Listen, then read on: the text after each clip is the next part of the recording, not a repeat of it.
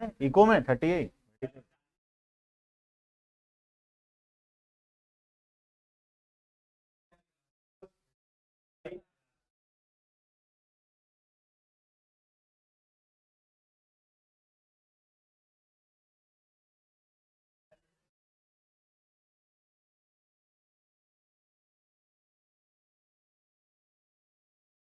सब तो चीटिंग करके लिखे हो।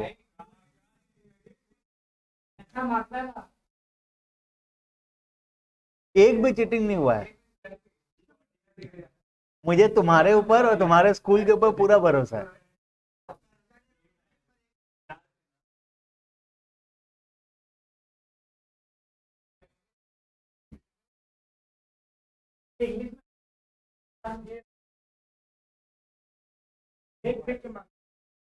चलो ठीक है, ठीक है, शुरू करते हैं पढ़ना, है ना। लास्ट क्लास में क्या पढ़े थे हम लोग? हम तो थोड़ा अलग माहौल में थे, बोलो, है ना। फेज 1, फेज 2 और फेज 3 के बारे में पढ़े थे, जिसमें हम लोग डायग्राम को समझे थे लॉ ऑफ वेरिएबल प्रोपोर्शन का, है ना। जो लास्ट क्लास नहीं किया था, ऑब्वियसली उसको ऐप में करके आना चाहिए था, लेकिन शायद हुआ नहीं है। क्या नहीं किया? ओके, ऐप बंद है, बोल देना उसमें काउंटर में बोल देना, वो कर देंगे, ठीक है। और बाकी लोग एब्सेंट थे, क्यों नहीं की क्लास? एनुअल फंक्शन तो पहले था, एनुअल फंक्शन के अगले दिन नेक्स्ट क्लास था। अच्छा,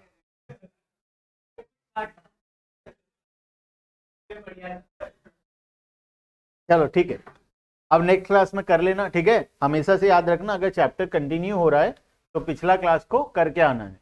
नया चैप्टर होगा तो पिछला क्लास नहीं भी की हो तो कोई दिक्कत वाला बात नहीं है, लेकिन अगर सेम चैप्टर नेक्स्ट क्लास में कंटिन्यू हो रहा है तो मतलब पिछला क्लास हम लोगों को करके आना है, वरना क्या समझ में आएगा बताओ, है ना।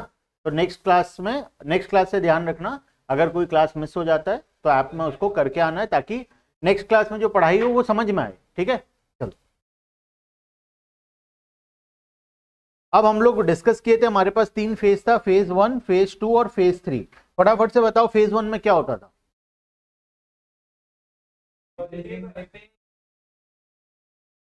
इंक्रीजिंग रेट पे इंक्रीज होता था, साथ में मार्जिनल प्रोडक्ट क्या होता था? मार्जिनल प्रोडक्ट इंक्रीज होता था। फेज नंबर 2 में टोटल प्रोडक्ट डिक्रीजिंग रेट पे इंक्रीज होता था, और मार्जिनल प्रोडक्ट डिक्रीज होता था, ठीक है। और थर्ड, हाँ, पर पॉजिटिव रहता था। और थर्ड स्टेज में डिक्रीज होता था, रेट से कोई मतलब नहीं है। थर्ड स्टेज में डिक्रीज होता था। मार्जिनल प्रोडक्ट क्या होता था? मार्जिनल प्रोडक्ट थर्ड स्टेज में नेगेटिव हो जाता था, ठीक है। अच्छा, यहाँ पे एक पॉइंट आएगा, सेकंड स्टेज जब कंप्लीट होगा और थर्ड स्टेज शुरू होगा, जहाँ पे टोटल प्रोडक्ट क्या होगा? मैक्सिमम होगा, और उसी पॉइंट पे मार्जिनल प्रोडक्ट 0 होगा। पॉइंट ऑफ इन्फ्लेक्शन क्या होता है? पॉइंट ऑफ इन्फ्लेक्शन, ये रहा, देखो ये रहा पॉइंट ऑफ इन्फ्लेक्शन। क्या होता है पॉइंट ऑफ इन्फ्लेक्शन? जब कर्व अपना पॉइंट चेंज करता है। ये लिखा हुआ पढ़ोगे तो यही समझ में आएगा, जो तुम बोले, जो मैं समझाया था वो याद है तो शायद सही आएगा। पॉइंट ऑफ इन्फ्लेक्शन होता है जहां पे फेज 1 कंप्लीट हुआ, फेज 2 शुरू हुआ, लेकिन यहाँ पे मेन इंपॉर्टेंट डिफरेंस ये है कि पहले यहाँ पे इंक्रीजिंग रिटर्न होता है, और इस पॉइंट के बाद रिटर्न किस में कन्वर्ट हो जाता है? डिक्रीजिंग में, ठीक है। जब एप्लीकेशन ऑफ डेरिवेटिव चैप्टर पढ़ोगे, क्लास 12th के अप्लाइड मैथ्स में है, तब तुमको समझ में आएगा पॉइंट ऑफ इन्फ्लेक्शन क्या होता है। पॉइंट ऑफ इन्फ्लेक्शन वहां पे भी यही होता है, जब एक इंक्रीजिंग कर्व डिक्रीजिंग कर्व में चेंज हो जाता है तो उसको बोलता है पॉइंट ऑफ इन्फ्लेक्शन। इसीलिए यहाँ पे इसको भी इंक्रीजिंग रिटर्न डिक्रीजिंग रिटर्न में कन्वर्ट हो गया, इसीलिए इस पॉइंट को बोलेंगे पॉइंट ऑफ इन्फ्लेक्शन, ठीक है। हमेशा इसी पॉइंट पे आएगा, फेज 1 जब कंप्लीट होगा और फेज 2 जब शुरू होगा, ठीक है, उस पॉइंट को ही बोलेंगे point of inflection. Because phase 1 में इंक्रीजिंग रिटर्न था, फेज 2 में डिक्रीजिंग रिटर्न है, तो दोनों कर्व चेंज हो रहा है। इंक्रीजिंग रिटर्न से कर्व कहाँ चेंज होके जा रहा है? डिक्रीजिंग रिटर्न पे जा रहा है, तो इस पॉइंट ऑफ चेंज को बोलते हैं पॉइंट ऑफ इन्फ्लेक्शन। ये मैथ्स का कॉन्सेप्ट है, इकोनॉमिक्स का कॉन्सेप्ट नहीं है। मैथ्स के हिसाब से भी यही होता है डेफिनेशन, जब इंक्रीजिंग रिटर्न का कर्व चेंज हो जाता है डिक्रीजिंग रिटर्न के कर्व में, उस पॉइंट को बोलते हैं पॉइंट ऑफ इन्फ्लेक्शन। ठीक है, क्लास 12 के अप्लाइड मैथ सिलेबस में अभी यहाँ पे नहीं है। ठीक है, चलो के बाद अब आता है phase of operation, the most important part किसी भी बिजनेसमैन के लिए। कौन से पॉइंट पे वो ऑपरेट करेगा, मतलब अपना फैक्ट्री को कहां पे चलाएगा, फेज 1 में, 2 में, 3 में, पॉइंट ऑफ इन्फ्लेक्शन में, मैक्सिमम रिटर्न में, कहां पे चलाएगा और क्यों, और क्यों, और क्यों, बताओ फटाफट फटाफट। फेज ऑफ ऑपरेशन मतलब मैं मान लो एक बिजनेसमैन हूं, तो मैं कौन से पॉइंट पे अपने फैक्ट्री को ऑपरेट करूं। फेज 1 में शायद लास्ट क्लास में डिस्कस किए थे, है ना। हम लोग ऑपरेट करेंगे फेज नंबर 2 में, क्यों।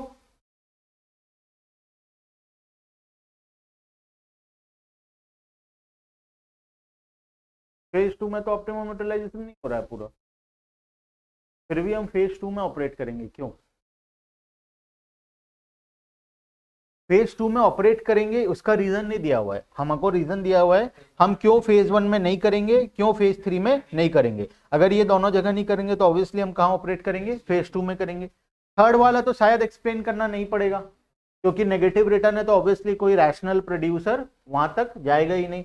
बात रहा फेज 1 में क्यों नहीं करेंगे प्रोडक्शन, बिकॉज जब हम लोग वेरिएबल फैक्टर को एम्प्लॉय करते जा रहे हैं, एक के बाद एक लेबर एक्स्ट्रा लगाते जा रहे हैं। याद करो मशीन वाला एग्जांपल जिसमें 4 लोग थे काम कर रहे थे, जब हम लोग एक एक करके लेबर को इंक्रीज करते जा रहे हैं, हमारा प्रोडक्शन क्या हो रहा है, इंक्रीजिंग रेट पे इंक्रीज हो रहा है, तो प्रोड्यूसर को तो मजा ही आएगा, ऑब्वियसली वो स्टॉप करेगा, ऑब्वियसली वो स्टॉप नहीं करेगा। तो इसीलिए वो और ज्यादा वेरिएबल फैक्टर को एम्प्लॉय करता जाएगा, एक के बाद एक के बाद एक। ठीक है, तो उसी में वो कहां पहुंचेगा, फेज नंबर 2 में पहुंचेगा। अब फेज नंबर 2 में यहां पे स्टॉप करना है या यहां पे करना है, या इस बीच में कहां पे करना है, वो कैसे पता चलेगा।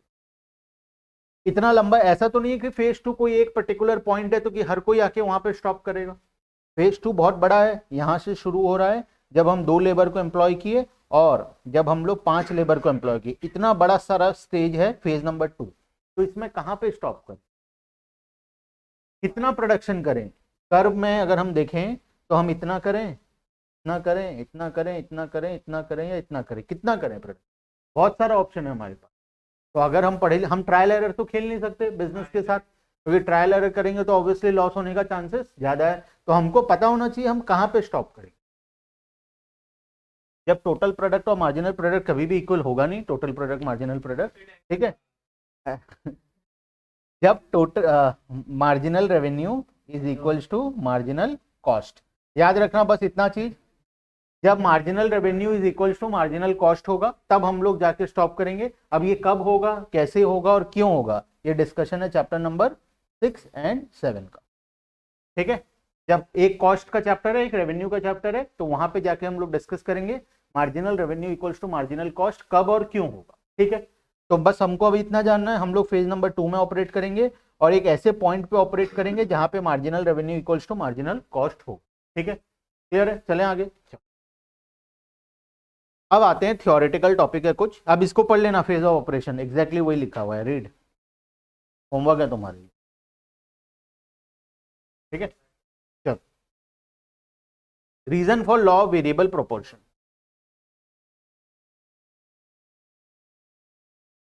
अब रीजन समझाया गया ऐसा क्यों होता है। फेज नंबर 1 का रीजन हम ऑलरेडी पढ़ लिए, फेज नंबर 2 का रीजन वो भी हम लोग पढ़ लिए, फेज नंबर 3 का रीजन वो भी हम लोग पढ़ लिए। अब सिर्फ हम लोग बुक का डेफिनेशन देखेंगे, बुक में क्या लिखा है, और लैंग्वेज वाइज देखेंगे कि क्या लिखा हुआ है। समझने का काम ऑलरेडी काम खत्म हो चुका है। Reason for increasing return to a factor, क्यों ऐसा होता है कि हमको स्टार्टिंग में इंक्रीजिंग रिटर्न मिल रहा है, क्यों हो रहा है बताओ फटाफट। जब मशीन में एक्स्ट्रा लेबर को एम्प्लॉय करते जा रहे हैं तो हमको इंक्रीजिंग रिटर्न मिल रहा है, क्यों। सबसे पहला जो डिवीजन ऑफ वर्क हो रहा है, सब कोई अपना अपना काम करेंगे। पहले एक आदमी सारा काम कर रहा था, अब सब कोई अपना अपना काम करेंगे। और जो इनएफिशिएंट टाइम था जब लेबर एक मशीन से एक पार्ट से दूसरे पार्ट में जा रहा था, वो जो ट्रैवलिंग टाइम था उसका, वो टाइम बचेगा। अगर टाइम बचेगा तो लेबर एफिशिएंट होगा तो प्रोडक्शन तो ज्यादा होगा ही होगा ऑब्वियसली। तो वो इंक्रीजिंग रिटर्न पे नहीं होता, वो उसके बाद वाले स्टेज पे होता है। तो इंक्रीजिंग रिटर्न कब तक होता है, जब तक हम 4 लेबर को एम्प्लॉय किए। तो 4 लेबर तक में तो कोई रेस्ट लेने वाला टाइम था ही नहीं, पांचवा लेबर से रेस्ट लेने वाला टाइम शुरू हुआ था, और वो पांचवा लेबर कौन से स्टेज में था, वो स्टेज नंबर 2 में था। ठीक है, देखना first point, better utilisation of fixed factor. अब हम लोग सही तरीके से मशीन को यूटिलाइज कर पा रहे हैं। जब एक लेबर था तो सही तरीके से मशीन यूटिलाइज नहीं हो पा रहा था। अब जब लेबर बढ़ते जाएंगे, 2 लेबर, 3 लेबर, 4 लेबर आएंगे, तो मशीन का भी बहुत अच्छे तरीके से यूटिलाइजेशन होगा। ठीक है, पॉइंट नंबर 2 है, अच्छा ये 1 को पढ़ लेते हैं पहले थोड़ा। In the first phase the supply of fixed factor is too large whereas variable factor is, हमारे एग्जाम्पल में हम लोग फिक्स्ड फैक्टर किसको लिए थे, मशीन को लिए थे, और वेरिएबल फैक्टर किसको लिए थे, लेबर को लिए थे। ठीक है, यहाँ पे दिया हुआ है लैंड और लेबर, हम लोग लिए थे मशीन और लेबर। ठीक है, तो the fixed factor is not fully utilised. Example को एक बार याद करना, लेबर कितने थे इनिशियली, एक मशीन था, 4 लेबर हम लोग लगा सकते थे। एक इनिशियली हमारे पास कितने लेबर थे, एक लेबर था। एक लेबर क्या करता था, पहले यहाँ पे इनपुट डालता था, दौड़ दौड़ के यहाँ जा रहा था, मशीन चलाता था, फिर दौड़ दौड़ के यहाँ आता था, ये मशीन चलाता था, फिर दौड़ दौड़ के यहाँ आता था, पैकेजिंग करके आउटपुट निकालता। ठीक है, तो बहुत ज़्यादा टाइम उसका वेस्ट हो रहा था, प्लस मशीन भी सही तरीके से यूटिलाइज नहीं हो पा रहा था, है ना, क्योंकि जब वो यहाँ से यहाँ जा रहा था तो फिर यहाँ का काम बंद हो जा रहा था, फिर जब यहाँ से यहाँ जा रहा था तो फिर सेकेंड वाला काम बंद, फिर जब थर्ड से फोर्थ गया तो थर्ड वाला काम फिर से बंद, तो मशीन भी सही तरीके से यूटिलाइज नहीं हो पा रहा था। जैसे ही हम 2 लेबर लाए, 3 लेबर लाए, और जब चौथा लेबर लाए, अब देखो मशीन पूरा बेहतर तरीके से यूटिलाइज हो पा रहा है। हर कोई अपना अपना काम कर रहा है, ए लेबर यहाँ खड़ा है, बी यहाँ खड़ा है, सी यहाँ खड़ा है, डी यहाँ खड़ा है, सब अपना अपना काम कर रहे हैं, और कंटिन्यूसली मशीन यूज हो पा रहा है और प्रोडक्शन हो पा रहा है, जिससे कि ओवरऑल एफिशिएंसी भी बढ़ेगा और हमारा प्रोडक्शन भी इंक्रीज होगा। ठीक है,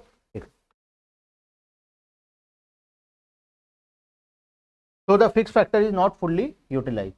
When variable factor are increased and combined with fixed factor, then fixed factor is better utilized and output increases at an increasing rate.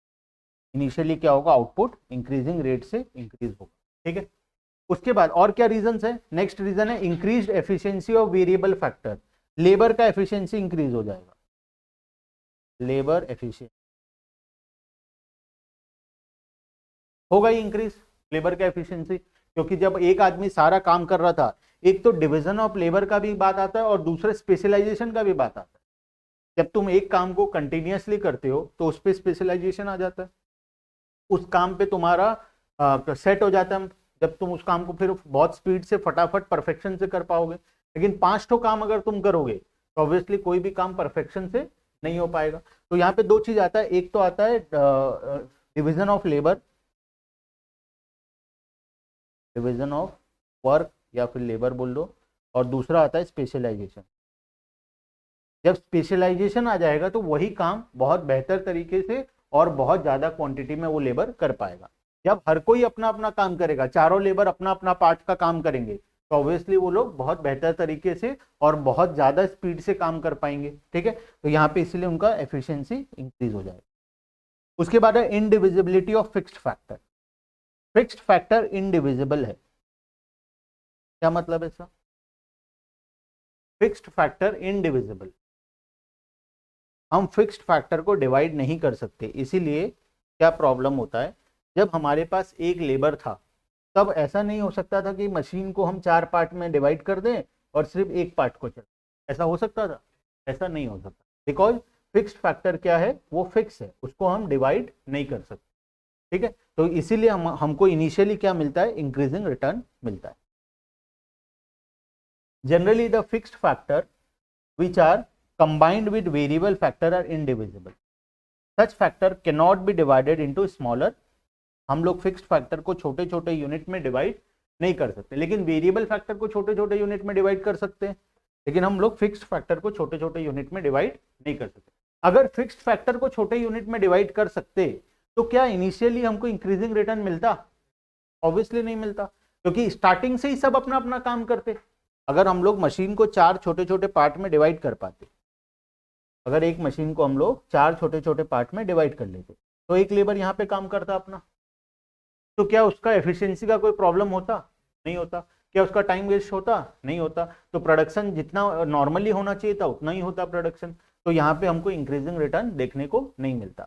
क्योंकि फिक्स्ड फैक्टर इनडिविजिबल है, हम लोग अलग अलग छोटे छोटे पार्ट में डिवाइड नहीं कर सकते, इसीलिए एक लेबर को सारा काम करना पड़ रहा है, जिससे कि उसका एफिशिएंसी खराब हो रहा है। अब जब ज्यादा लेबर आएंगे तो उनका एफिशिएंसी भी इंक्रीज होगा और प्रोडक्शन भी बढ़ेगा। ठीक है, उसके बाद आता है हमारा phase number 2। Phase number 2, phase number 2 में हमको क्या देखने को मिलता है? Decreasing return, diminishing return. Decreasing नहीं बोलते उसको, डिमिनिशिंग बोलते हैं। मतलब रिटर्न तो पॉजिटिव आ ही रहा है, लेकिन रेट ऑफ इंक्रीमेंट क्या हो गया है? स्लो डाउन हो गया।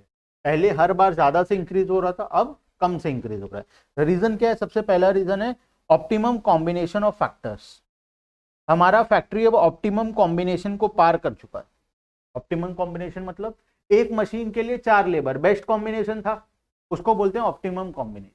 अब हमारा फैक्ट्री ऑप्टिमम कॉम्बिनेशन वाला लेवल को पार कर चुका है, मतलब 4 लेबर से अब हम लोग ज्यादा लेबर में आ चुके हैं, तो अब हमको और इंक्रीजिंग रिटर्न देखने को नहीं मिलेगा। ठीक है, among the different combination between variable and fixed factor there is one optimum combination। एक ऑप्टिमम कॉम्बिनेशन होता है। हमारे एग्जांपल में क्या था? 1 fixed factor equals to 4 variable factor, है ना। एक मशीन के अगेंस्ट में 4 लेबर, ये हमारे लिए बेस्ट था हमारे एग्जांपल में।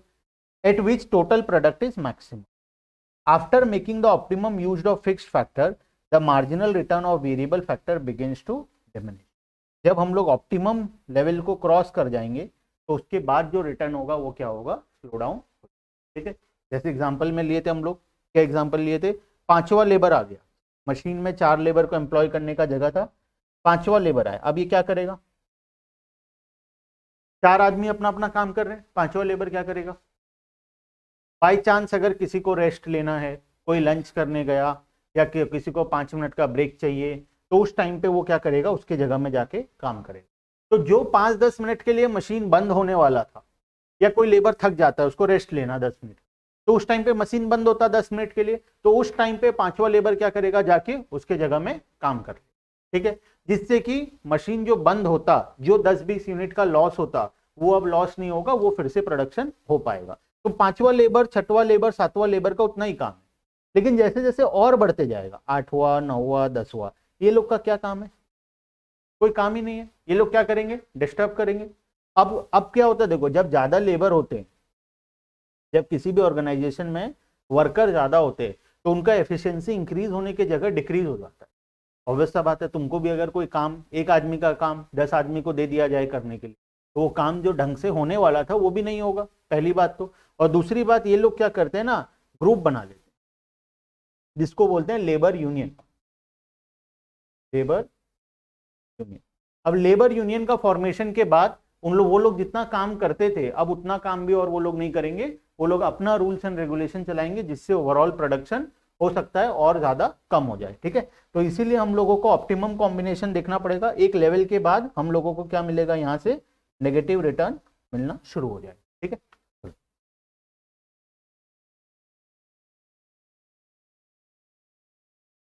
Next, over utilisation of fixed factor. Point number 2 है, डिमिनिशिंग रिटर्न में फिक्स्ड फैक्टर का ओवर यूटिलाइजेशन हो रहा है। as we keep on increasing the variable factor, eventually the position comes when the fixed factor has its limit and starts yielding diminishing return। Machine अपने maximum capacity पे पहुंच जाएगी। जब 5वां लेबर को लगाए, 6वां लेबर को लगाए, मशीन अपना मैक्सिमम कैपेसिटी पे प्रोडक्शन कर रहा है, और तो कर नहीं पाएगा। जो 5-10 मिनट के लिए मशीन को बंद किया जाता था, वो भी नहीं कर रहे हैं, वो भी उस जगह में भी कौन आ जा रहा है? लेबर नंबर 5 आके प्रोडक्शन कर रहा है। तो मशीन अपना मैक्सिमम अब आउटपुट जनरेट करके दे रहा है, तो अब इसके आगे तो और जनरेट हो नहीं सकता आउटपुट, जिससे कि हमको डिमिनिशिंग रिटर्न देखने को मिलेगा। और लास्ट है इनपरफेक्ट सब्सटीट्यूट। इनपरफेक्ट सब्सटीट्यूट पढ़े थे लास्ट क्लास में, क्या पढ़े थे बताओ?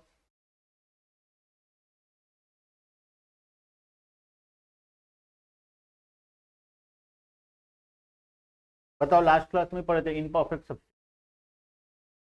सर कौन बताएगा?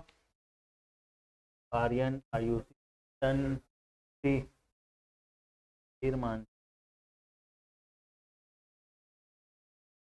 वानवी, तन, बोलो। इनपरफेक्ट सब्सटीट्यूट याद नहीं है? तुम तो आए थे। तुम तो आए थे, तो आएंगे जो मोहित के पास जाएंगे। सब्स्टिट्यूट क्या होता है उतना बताओ, तुम सब्स्टिट्यूट बता दो। क्या एग्जाम्पल नहीं चाहिए, एग्जाम्पल तो सबको पता है, सब्स्टिट्यूट क्या होता है,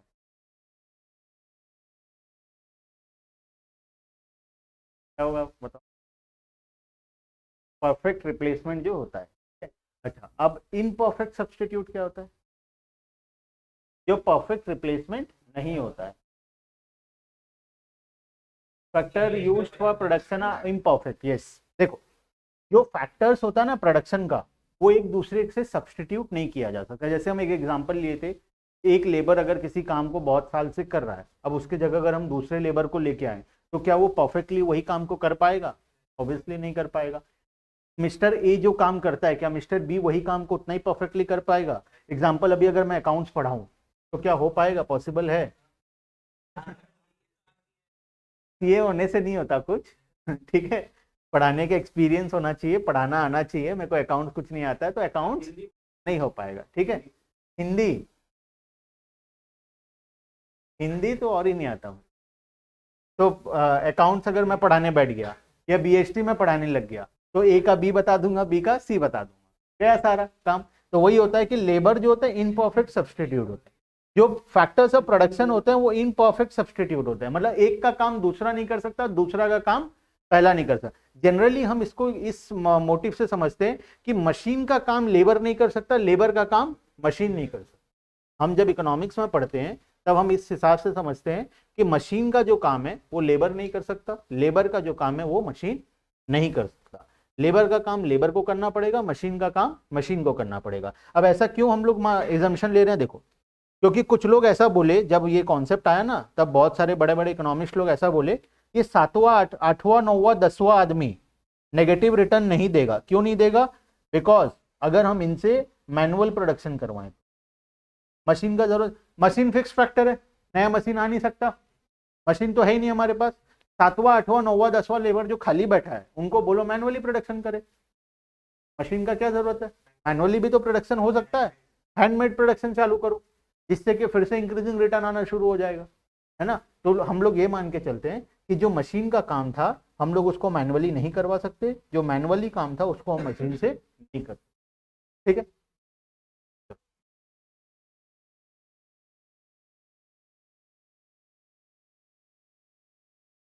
Imperfect substitution. Diminishing return to a factor occurs because fixed factor and variable factor are imperfect substitute of one another. There is a limit to the extent to which one factor of production can be substituted for. Next, third phase, reason of negative return to a factor. Negative return क्यों आता है? Limitation of fixed factor. अब fixed factor क्या हो गया? Overburden हो गया, मतलब फिक्स्ड फैक्टर अब अपने मैक्सिमम लिमिट में पहुंच गया है। उसके बाद भी और लेबर उसके ऊपर काम करना शुरू करेंगे, तो ऑब्वियसली वो क्या करेगा? हम लोगों को नेगेटिव रिटर्न, ठीक है। The negative return to a factor applies because some factor of production are fixed in nature which cannot be increased with increase in the variable factor in the short run. उसके बाद है poor coordination between variable and fixed factor. Poor coordination से यही समझो सब कोई आपस में गुंदले ही हो रहे हैं कि क्या काम करना है क्या नहीं करना, मतलब किसी को कुछ क्लैरिटी नहीं है। बहुत सारे लेबर हो गए, एक छोटा सा काम है, कौन क्या करेगा कौन क्या नहीं करेगा, वो बोल रहा है तू कर, वो बोल रहा है तू कर। तो आपस में जो कोऑर्डिनेशन होता है लेबर लोगों का, वो लेबर लोगों का कोऑर्डिनेशन क्या हो जाएगा? खराब हो जाएगा, जिससे कि वेरिएबल और फिक्स्ड फैक्टर का कोऑर्डिनेशन भी आपस में खराब हो जाएगा। जिस स्पीड से वेरिएबल फैक्टर फिक्स्ड फैक्टर के ऊपर काम कर रहा है, वो स्पीड और वो कोऑर्डिनेशन भी उनका खराब हो जाएगा। When variable factor becomes too excessive in relation to fixed factor, then they obstruct each other. It leads to poor coordination between variable and fixed factor. As a result, total output falls instead of rising and marginal product becomes. और आखिरी point, decrease in efficiency of variable factor. इनका efficiency क्या हो जाएगा? बहुत down हो जाएगा। जो लेबर लोगों का एफिशिएंसी है वो डाउन हो जाएगा। 10 आदमी एक काम करेंगे, एफिशिएंसी डाउन होगा ही होगा। Well, with continuous increase in variable factor, the advantages of specialization and division of labor, देखो वही जो स्पेशलाइजेशन था और जो डिवीजन ऑफ लेबर था, उसका जो एडवांटेज मिला था, कहाँ पे मिला था ये एडवांटेज? स्टेज 1 में। स्पेशलाइजेशन और डिवीजन ऑफ लेबर का एडवांटेज हम लोगों को कहाँ मिला था? स्टेज 1 में। जब एक लेबर से 2 लेबर आए तो काम डिवाइड हुआ, जिससे इंक्रीजिंग रिटर्न आया। जब 4 लेबर हुए, सबको ही अपना अपना काम कर रहे थे, जिससे स्पेशलाइजेशन आया, जिससे रिटर्न इंक्रीज हुआ। तो डिवीजन ऑफ लेबर और स्पेशलाइजेशन का हमको बेनिफिट स्टेज नंबर 1 में मिला था। अब उसका बेनिफिट क्या होगा? धीरे धीरे कम होता जाएगा। धीरे धीरे बेनिफिट क्या होगा? कम होता जाएगा। क्यों कम होता जा रहा है? क्योंकि लेबर बढ़ते जा रहे हैं, मशीन उतना ही है, तो सबका एफिशिएंसी खराब हो रहा है, जिससे कि अब डिवीजन ऑफ लेबर और स्पेशलाइजेशन का कोई यूज वहां पे बचेगा। ठीक है, शॉर्ट रन है ना, शॉर्ट रन है। शॉर्ट रन में फिक्स्ड, शॉर्ट रन क्या होता है? एक ऐसा टाइम पीरियड जहां पे कोई एक फैक्टर ऑफ प्रोडक्शन क्या होता है? फिक्स होता है। ठीक है, इसीलिए हम लोग एग्जांपल में फिक्स फैक्टर क्या लेके चले थे? मशीन। लेकिन लॉन्ग रन में हम लोग मशीन और साथ में वेरिएबल फैक्टर सभी को चेंज कर सकते हैं। शॉर्ट रन लॉन्ग रन दो अलग अलग कॉन्सेप्ट है, क्लास शायद नहीं की हो पहले वाला, इसीलिए डाउट है। शॉर्ट रन और लॉन्ग रन दो अलग अलग कॉन्सेप्ट है। शॉर्ट रन में कोई एक फैक्टर ऑफ प्रोडक्शन क्या होता है? फिक्स होता है। शॉर्ट रन एक टाइम पीरियड होता है जिस टाइम पीरियड में एटलीस्ट कोई एक फैक्टर ऑफ प्रोडक्शन फिक्स है। तो हमारे एग्जांपल में हम लोग मशीन को फिक्स माने थे। ठीक है, और लॉन्ग रन एक ऐसा टाइम पीरियड है जहां पे हर एक फैक्टर क्या है? वेरिएबल है। मतलब इतना लंबा टाइम पीरियड है कि हम लोग को मशीन चाहिए तो हम मशीन ला सकते हैं, जमीन चाहिए तो जमीन खरीद सकते हैं, बिल्डिंग बनाना है तो नया बिल्डिंग भी बना सकते हैं। तो लॉन्ग टाइम पीरियड में हम लोग किसी भी चीज को फिक्स नहीं रखेंगे, हम सबको वेरिएबल रखेंगे। वो इसके बाद आए। ठीक है, लॉ ऑफ डिमिनिशिंग रिटर्न। अच्छा, लॉ ऑफ डिमिनिशिंग रिटर्न में जाने से पहले relationship between total product and marginal product बताओ तो। रिलेशनशिप याद करो, ग्राफ को फेज 1, फेज 2, फेज 3 बताते जाओ। फेज 1 में क्या होता है? दोनों इंक्रीज होता है। फेज 2 में रिलेशन टोटल प्रोडक्ट क्या होता है और मार्जिनल प्रोडक्ट क्या होता है? इंक्रीज होता है, मार्जिनल प्रोडक्ट डिक्रीज होता है। थर्ड स्टेज में दोनों दोनों डिक्रीज होता है और ये क्या हो जाता है? नेगेटिव हो जाता है। ये दोनों के बीच में एक पॉइंट आता है जहां पे मैक्सिमम पॉइंट होता है। अब इस मैक्सिमम पॉइंट में क्या होता है? टोटल प्रोडक्ट मैक्सिमम होता है और मार्जिनल प्रोडक्ट जीरो होता है। ठीक है, यही 4 रिलेशन है, एग्जैक्टली वही यहाँ पे दिया हुआ, 1 2 3 4। ठीक है, एग्जैक्टली वही 4 रिलेशन हमारा total product and marginal product के बीच में दिया हुआ है। पढ़ो फटाफट। First relation, as long as total product increases at increasing rate, marginal product also increases. पहला स्टेज। ठीक है, stage number 2, when total product increases at diminishing rate, marginal product decreases. ठीक है, third point, when total product reaches its maximum point. Second और third के बीच में क्या कौन सा पीरियड था? जब हम लोग मैक्सिमम पॉइंट पे पहुंचेंगे, तो मार्जिनल प्रोडक्ट बिकम्स जीरो। और लास्ट आखिरी stage, when total product starts decreasing, marginal product becomes. ठीक है, तो एग्जैक्टली 4 रिलेशन है। ये रिलेशन अगर रिटन एग्जाम होगा तो मोस्टली ये क्वेश्चन आएगा। रिटन एग्जाम में तो मोस्टली आता है क्वेश्चन, एमसीक्यू में भी आ सकता है क्वेश्चन आराम से, क्योंकि यहाँ से क्वेश्चन बनेगा। तो थोड़ा सा इंपॉर्टेंट पार्ट है, मार्क कर लिए रहना, ये चारों रिलेशन इंपॉर्टेंट है। ठीक है, अब relationship between average product and marginal. अभी तक हम एवरेज प्रोडक्ट का ग्राफ नहीं पढ़े हैं, तो आओ सबसे पहले उसका ग्राफ बनाते हैं। मैं बना रहा हूं अभी फिलहाल के लिए, तुम लोग देखो और मजे लो आराम से। ठीक है,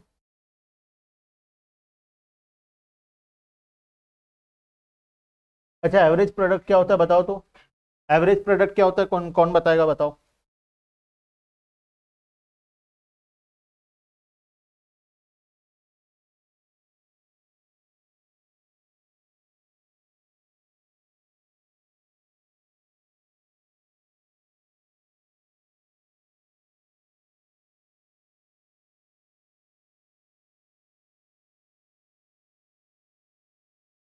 देखो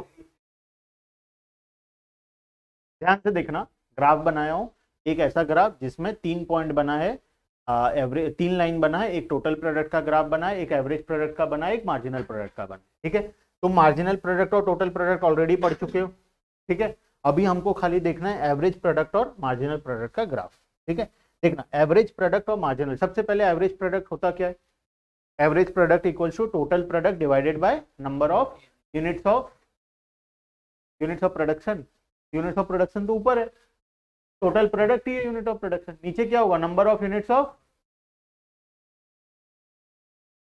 variable factor, number of units of variable factor, कितना वेरिएबल फैक्टर हम लोग एम्प्लॉय किए हैं। ठीक है, देखना एवरेज प्रोडक्ट, मार्जिनल प्रोडक्ट, ध्यान से देखना, इंपॉर्टेंट है कॉन्सेप्ट। फिर से यहाँ पे देखो दो तीन इंपॉर्टेंट पॉइंट है। एक ये इंपॉर्टेंट पॉइंट रेड कलर से मार्क कर दे रहा हूँ, ये एक इंपॉर्टेंट पॉइंट, एक ऐसा पॉइंट है जहां पे average product is equals to marginal product. यहाँ पे क्या हो रहा है, average product is equals to, ठीक है। अब इसके बाद देखो ग्राफ में क्या चेंजेस आ रहा है और इसके पहले देखो क्या आ रहा है। एक बेसिक डिफरेंस है, क्या है, उस पॉइंट के पहले और उस पॉइंट के बाद दोनों इंक्रीज नहीं हो रहा। उसके पहले एवरेज मार्जिनल प्रोडक्ट उससे पहले डिक्रीज होना शुरू हो चुका है। ठीक से देखो, मार्जिनल प्रोडक्ट यहीं से डिक्रीज होना शुरू हो गया, तो वो तो नहीं है, और कुछ है, बताओ क्या है। एक कॉमन डिफरेंस है, देखो पॉइंट के पहले और पॉइंट के बाद। क्या है पॉइंट के पहले, पॉइंट के पहले देखो एवरेज प्रोडक्ट का ग्राफ मार्जिनल प्रोडक्ट से नीचे है हमेशा, है या नहीं है, हमेशा मार्जिनल प्रोडक्ट एवरेज प्रोडक्ट से ऊपर है पॉइंट से पहले। ठीक है, लेकिन पॉइंट के बाद सिचुएशन चेंज हो गया, मार्जिनल प्रोडक्ट अब कहाँ आ गया, एवरेज प्रोडक्ट के नीचे आ गया। तो इस पॉइंट के पहले ये पार्ट में और ये पॉइंट के इस पार्ट में क्या होता है, average product is always less than, ठीक है। इस पॉइंट में क्या होता है, average product equals to marginal, ठीक है। और इस पॉइंट के बाद क्या होता है, marginal product is less than average, clear है, marginal product is less than average product. तो यहाँ पे तीन प्रकार का रिलेशन है। सबसे पहला रिलेशन, एवरेज प्रोडक्ट जब मार्जिनल प्रोडक्ट से कम है, एवरेज प्रोडक्ट जब मार्जिनल प्रोडक्ट के साथ इक्वल है, और मार्जिनल प्रोडक्ट जब एवरेज प्रोडक्ट से, ठीक है। टोटल तीन प्रकार का रिलेशन। अब ये ग्राफ और ये ग्राफ में कुछ सिमिलैरिटी दिख रहा है जो यहाँ पे बनाया हुआ है और जो हम बनाए, देखो दोनों ऑलमोस्ट सेम ही है, ठीक है। ये है मार्जिनल प्रोडक्ट का ग्राफ, एवरेज प्रोडक्ट का ग्राफ ये है। अच्छा, एवरेज प्रोडक्ट में एक और खासियत है, एवरेज प्रोडक्ट का ग्राफ में देखो क्या है, कभी जीरो नहीं होगा। एवरेज प्रोडक्ट कभी जीरो होगा, कभी भी जीरो नहीं होगा, लेकिन मार्जिनल प्रोडक्ट जीरो हो सकता है, ठीक है।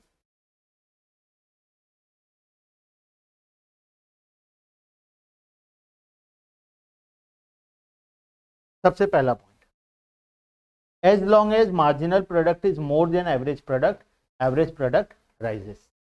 जब तक मार्जिनल प्रोडक्ट एवरेज प्रोडक्ट से ज़्यादा था, मतलब ये पॉइंट से पहले मार्जिनल प्रोडक्ट क्या है, ज़्यादा है एवरेज प्रोडक्ट से, तो देखो एवरेज प्रोडक्ट कंटिन्यूसली क्या हो रहा है, राइज हो रहा है या नहीं हो रहा है, ठीक है। Point number 2, when marginal product is equals to average product at its maximum, जब दोनों इक्वल था, पॉइंट नंबर 2 में यहाँ पे देखो एवरेज प्रोडक्ट अपने मैक्सिमम पॉइंट में था या नहीं था, उसके पहले भी कम है, उसके बाद भी कम है, इस पॉइंट में एवरेज प्रोडक्ट क्या है, अपना मैक्सिमम पॉइंट पे, ठीक है। Point number 3, when marginal product is less than average product falls, मतलब हमारे एग्जांपल में पॉइंट नंबर 3 में जब मार्जिनल प्रोडक्ट कम है एवरेज प्रोडक्ट से, तो एवरेज प्रोडक्ट क्या हो रहा है, धीरे धीरे फॉल, ठीक है। और आखिरी last point number 4, therefore both average product and marginal product falls, but marginal product becomes negative whereas average product remains positive। जो हम लोग डिस्कस किए, एवरेज प्रोडक्ट कभी भी नेगेटिव नहीं होगा, लेकिन मार्जिनल प्रोडक्ट नेगेटिव हो सकता है, ठीक है। तो 4 रिलेशन है, चारों को याद रखना है। सबसे पहला रिलेशन पॉइंट से पहले वाला पार्ट में क्या हो रहा है, मार्जिनल प्रोडक्ट एवरेज प्रोडक्ट से बड़ा है हमेशा, और इसी वजह से एवरेज प्रोडक्ट क्या हो रहा है, धीरे धीरे राइज हो रहा है, ठीक है। एट पॉइंट में क्या हो रहा है, average product is equals to marginal product, average product equal है मार्जिनल प्रोडक्ट के साथ, इसीलिए एवरेज प्रोडक्ट क्या है, मैक्सिमम। उसके बाद marginal product less than average product, marginal product average product से कम है, जिसकी वजह से एवरेज प्रोडक्ट धीरे धीरे क्या हो रहा है, डिक्रीज होना शुरू हो गया, ठीक है। और आखिरी पॉइंट, एवरेज प्रोडक्ट नेगेटिव नहीं हो सकता, लेकिन मार्जिनल प्रोडक्ट नेगेटिव हो सकता है। 4 रिलेशन, चारों को याद रखना अच्छे से। 1 2 3 4। ऐसे भी आएगा ना, यही सब ग्राफ से ही क्वेश्चन आता है मोस्टली एग्जाम में। जब रिटन एग्जाम होता था तब तो ये सब रिलेशनशिप ही बनाने आता था। 5 मार्क में आ जाता था explain relationship between average product and marginal.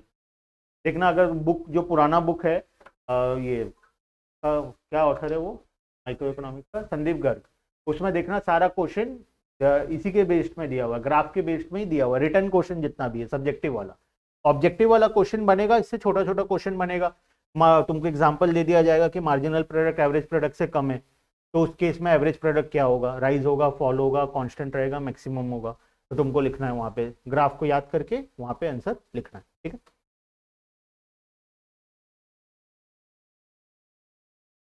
Last आखिरी लाइन पढ़ना।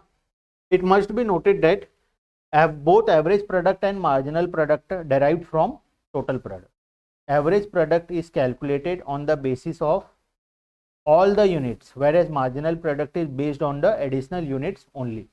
ठीक है, एवरेज प्रोडक्ट कैसे निकलता है, टोटल जितना प्रोडक्शन हुआ डिवाइडेड बाय टोटल जितना यूनिट ऑफ वेरिएबल फैक्टर हम लोग एम्प्लॉय किए, ठीक है। लेकिन मार्जिनल प्रोडक्ट कैसे निकलता है, एक यूनिट एक्स्ट्रा यूनिट्स के वजह से जितना एक्स्ट्रा प्रोडक्शन हो, ठीक है। तो it is the marginal product which pulls the average product ups and down. इसको याद रखना, लाइन को समझ में अभी शायद नहीं आएगा, लेकिन एक ऐसा टाइम आएगा जब अपने आप ये समझ में आ जाए। जब क्वेश्चन करोगे और आगे पढ़ोगे एवरेज प्रोडक्ट मार्जिनल प्रोडक्ट को, तब अपने आप ही लाइन समझ में आ जाएगा कि मार्जिनल प्रोडक्ट ही वो ऐसा कंपोनेंट है जिसके वजह से एवरेज प्रोडक्ट या तो इंक्रीज हो रहा है या तो डिक्रीज हो रहा है। एक छोटा सा एग्जांपल लेके समझा देता हूँ, बाई चांस अगर समझ में आए तो अच्छी बात है, नहीं समझ में आए तो सोचना कि तुम्हारा 10 मिनट पहले छुट्टी हो गया था, 10 मिनट एक्स्ट्रा टाइम वेस्ट हो गया, ठीक है। देखना, marginal product and average product. मान लो हम लोग फर्स्ट लेबर को लाए, वो कितने का प्रोडक्शन दिया, 10 का, ठीक है। सेकेंड लेबर को लाए तो टोटल प्रोडक्शन, इसको टोटल प्रोडक्ट बना, टोटल प्रोडक्ट कितना हो गया, 30 हो, ठीक है। थर्ड लेबर आया तो टोटल प्रोडक्ट 60 हो गया, और फोर्थ लेबर आया तो टोटल प्रोडक्ट कितना हो, ठीक है। अब यहाँ पे कैलकुलेट करो तो मार्जिनल प्रोडक्ट बताओ,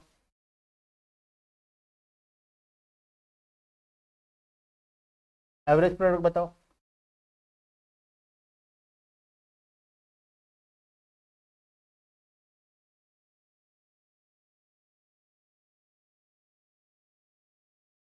ठीक है, सहमत हो सब, चलो अब देखो,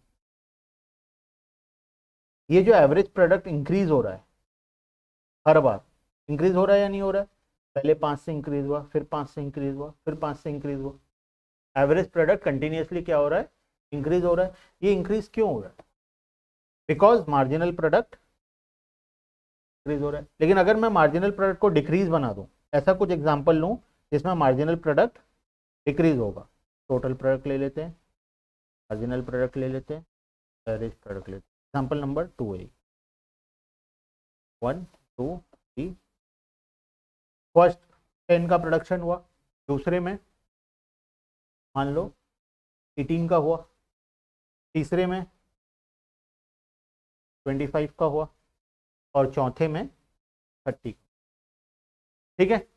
मार्जिनल प्रोडक्ट निकालो, स्टार्टिंग में 10 आया, फिर 8 7 5 5 5, ठीक है। मार्जिनल प्रोडक्ट क्या हो रहा है, अब डिक्रीज हो रहा है। एवरेज प्रोडक्ट चेक करो, पहले में 10 आया, फिर 9, फिर 8 पॉइंट समथिंग जो भी आएगा, और उसके बाद 7.5, ठीक है। तो एवरेज प्रोडक्ट भी क्या हो गया, डिक्रीज हो गया। तो ये मार्जिनल प्रोडक्ट ही एक ऐसा कंपोनेंट है जिसके वजह से एवरेज प्रोडक्ट या तो ऊपर जाता है या तो नीचे जाता है, ठीक है। मतलब मेन कंपोनेंट जो है, जो सिचुएशन को चेंज कर रहा है कि ग्राफ कब ऊपर जाएगा, कब मैक्सिमम में पहुंचेगा और कब नीचे जाएगा, उसमें मेन जिसका हाथ है वो है मार्जिनल प्रोडक्ट। तो मेन जो रोल प्ले कर रहा है वो कौन प्ले कर रहा है, मार्जिनल प्रोडक्ट अपना रोल प्ले कर रहा है। अगर मार्जिनल प्रोडक्ट इंक्रीजिंग ट्रेंड में है तो एवरेज प्रोडक्ट भी क्या होगा, इंक्रीज होगा। मार्जिनल प्रोडक्ट अगर कंटिन्यूसली डिक्रीज हो रहा है तो एवरेज प्रोडक्ट भी क्या होगा, डिक्रीज होगा। मार्जिनल प्रोडक्ट अगर नेगेटिव चला गया है तो एवरेज प्रोडक्ट तेजी से डिक्रीज होना शुरू हो जाएगा। ठीक है, तो इसीलिए मार्जिनल प्रोडक्ट का कंपोनेंट इंपॉर्टेंट है। वही चीज यहाँ पे लिखा हुआ है लास्ट लाइन में, it is the marginal product which pulls the average product up और डाउन। मार्जिनल प्रोडक्ट ही एक ऐसा कंपोनेंट है जो एवरेज प्रोडक्ट को या तो ऊपर लेके जाता है या तो नीचे लेके आता है। ठीक है, चलो अब आज के लिए हम लोग यहीं पे स्टॉप करते हैं। आखिरी एक क्लास बाकी है, इसके बाद हमारा चैप्टर कंप्लीट होगा। ये चैप्टर को बहुत डिटेल में पढ़ना जरूरी था क्योंकि इसके बाद इसी से लिंक है कॉस्ट चैप्टर और रेवेन्यू चैप्टर। ठीक है, इधर क्लियर है सबको, कोई डाउट?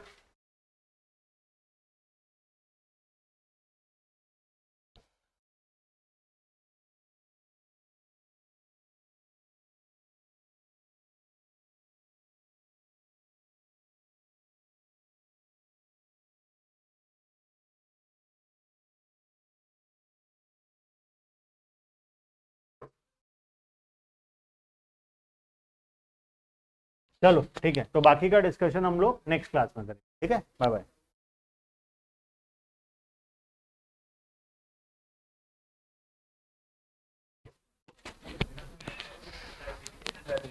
करेंगे करेंगे, अभी कुछ फाइनल नहीं हुआ है। हाँ कोशिश करेंगे, 2-3 जन और भी बोल रहे हैं, देख के करेंगे कुछ, है ना। सोच है, देवझरन है, एक देवरीगढ़ है। क्या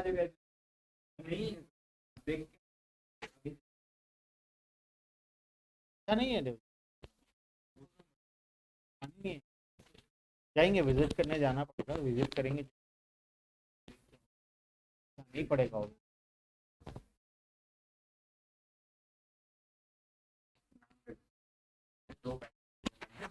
बड़ा झरना तो ले जा ही नहीं सकते, तुम लोग बात क्या मानोगे। हाँ बात मानोगे तब तो। हाँ वो छोड़ जाओगे ऊपर से नीचे, तो ऊपर से नीचे छोड़ाओगे, उसका फायदा, कई झरना जाना पड़ेगा। बड़ा झरना तो कोई नहीं है।